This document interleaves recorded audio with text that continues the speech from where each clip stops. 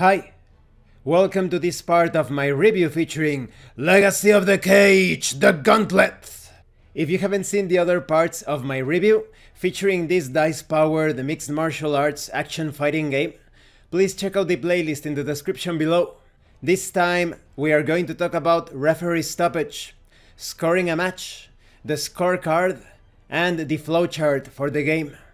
But before we continue, I would like to talk about this channel's sponsor, Heroes and Hardships.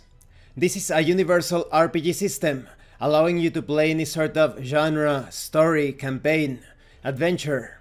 You can create any sort of character. You have hundreds of tools to accomplish that. The Kickstarter will begin this October 4th.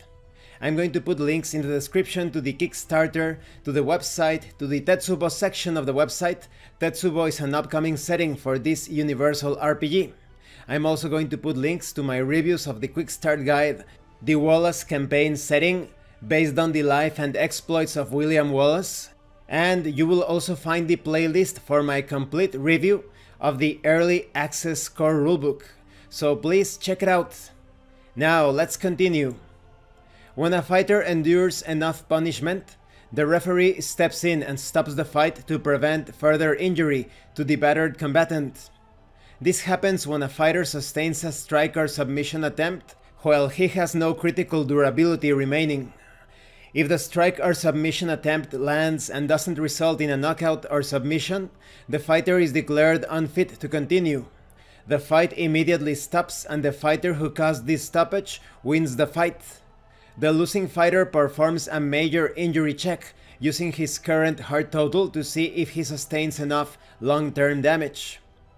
After the final segment of the final round is complete, if neither fighter has achieved a stoppage victory, the fight goes to a judge's decision.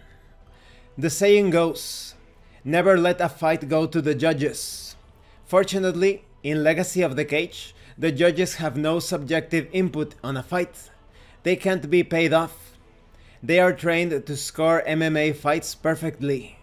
They know exactly what they are doing.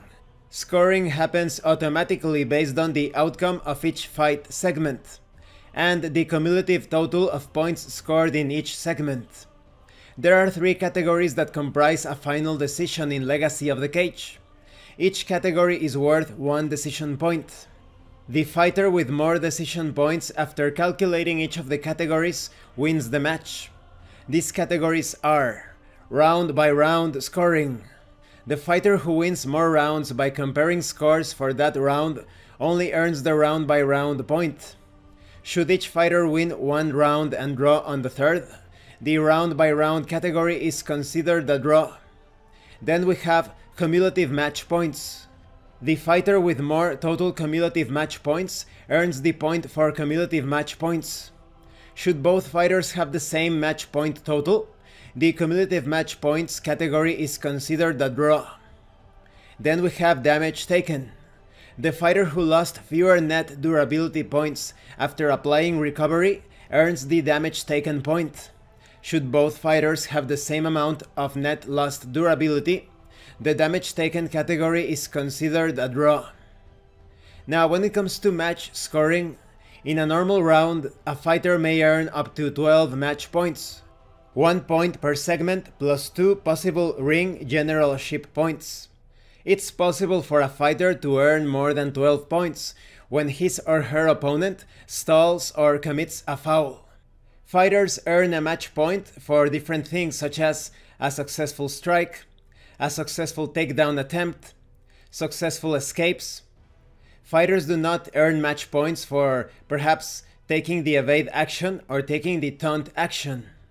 And fighters lose a match point for committing a foul. The fight is considered over because of the result of a stoppage or after the judges reach a decision. You may use skills whose activation time is listed as post-fight. In the case of a draw, both fighters roll a d100. The lower result chooses first. Once both fighters have declared and used skills, you do the following for each fighter. First, you regain all spent heart and any scores that were affected by a minor injury penalty only. Then you calculate hype gains and losses and record the new hype score accordingly. Next, record each fighter's new fight record. Then, if a fighter crosses into a new hype tier for the first time, award him or her the associated bonus AP reward. Award AP according to the table AP rewards by result. Then you roll and apply longevity reductions for each fighter as necessary. Now let's talk about this scorecard. This score sheet is divided into two sections, the targets tables and the scoring grid. Let's talk about the targets tables.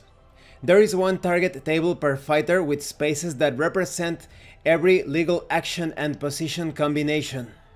Calculate the target odds for each action and position using fighter stats as normal. This saves you a great deal of time and produces a faster, more exciting match. Instead of calculating targets every segment, you only need to do it once and refer to the correct target in your targets table. Before your matchup, you need to do a few things to set up your score sheet. You fill in each fighter's name, record, hype tier, and experience tier. Using each fighter's current stat scores, calculate the base target odds for each check type, using the tables found in finishing percentages and stamina differential bonus, and record both fighters' critical targets for each round. Add any additional bonuses or penalties resulting from trained skills or existing injuries. Then, in the first segment of the first round, for each fighter, record the safe and critical durability pool scores and their hard scores in the safe, CRT, and HRT columns respectively. Now, when it comes to keeping score, match scores determine who wins a fight that goes to a decision.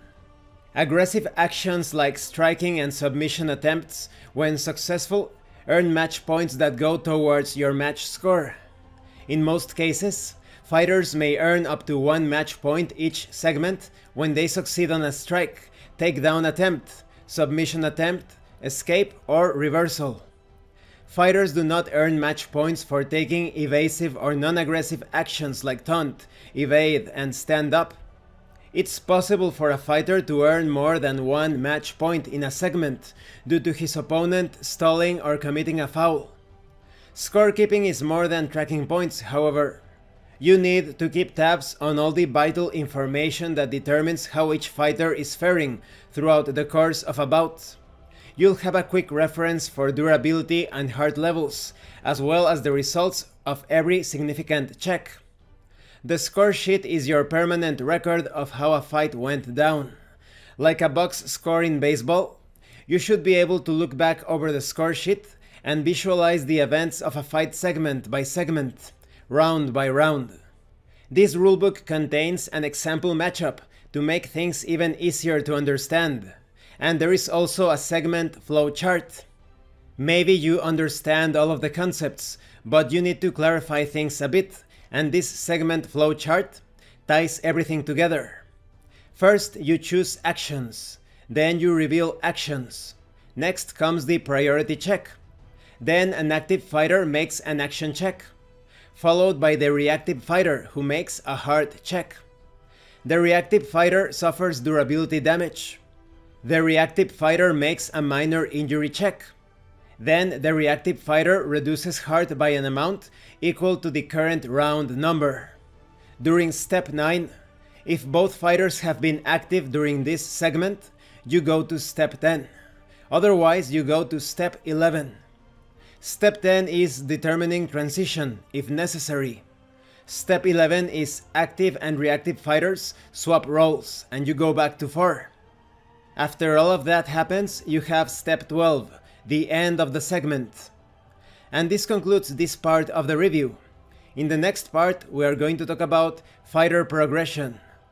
I like how everything is very clear, very easy to understand with those complete examples, with the entire flowchart and clear indications of what is going on. So even if you don't understand certain aspects of the rules, or you do not know how to put things together, the flowchart and the examples will take care of that. Thank you for watching this part of the review, and thank you for your likes and your comments. If you have any questions or comments, please let me know. And thank you so much to those of you that are going the extra mile to support the channel. If anyone else wishes to further support the channel, the information on how to do that will be in the description below. Once again, thank you, and see you later.